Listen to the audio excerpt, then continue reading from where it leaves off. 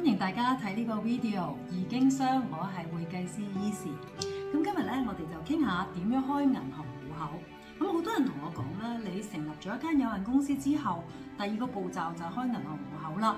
咁有啲乜嘢要注意嘅咧？咁通常咧，銀行咧開戶口之前咧，都會有一套文件要做嘅。好多時會計師都會幫你做，咁因為有啲要認證本啦。咁但係始終咧去見銀行嘅時候咧，都係要你自己去嘅。咁究竟銀行會問啲咩問題嘅咧？佢又想聽到啲乜嘢答案咧？咁其實銀行咧最主要就係想睇下你係咪真係知道你自己做嗰門生意係點樣嘅？你係咪了解嗰門生意嘅？所以通常佢都會問你個business model 啦，即係話你嗰個生意嘅模式係點啦？你邊度買貨，邊度賣貨，或者你提供啲乜嘢服務？你嘅客人喺邊個國家？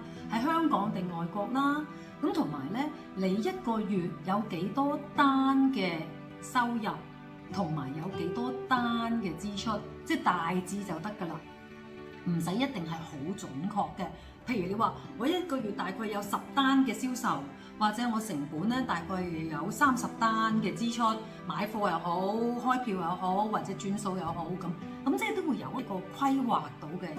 咁同埋咧，佢都會問大概每張單嘅銀碼係幾多啦？咁究竟係幾千蚊啦，定係幾十萬啦？咁你都要講到俾銀行聽，等佢理解到咧，你真係清楚你自己嘅生意嘅模式係點嘅。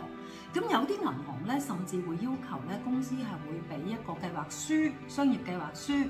咁係咪好複雜咧？又唔係嘅，其實都係幾頁紙嘅，可能係一啲 PowerPoint，又或者你可以用你嘅 website download 咗落嚟，咁咧係俾銀行睇到。只要讓佢明白你嘅生意模式係點咧，其實都好容易能夠咧係開到銀行戶口噶。咁但係如果你係好新嘅，真係冇呢啲 idea，應該點樣答咧？咁通常我就提議客戶咧，一開始嘅時候咧，唔好開一啲傳統銀行住，你咧可能係開一啲網上銀行先。咁咧就要喺網上銀行度咧儲咗有6個月至1年嘅一啲經驗，一啲收款付款嘅經驗，作為一個比較，從而先至咧去開一啲傳統銀行戶口。咁你就可以攞網上銀行嗰個銀行嘅月結單嘅流水帳作為一個憑證，去等你咧去一個傳統銀行嗰度咧開戶口。咁你成功率咧就會高好多啦。喂，咁希望今次呢個簡短嘅視頻會幫到大家。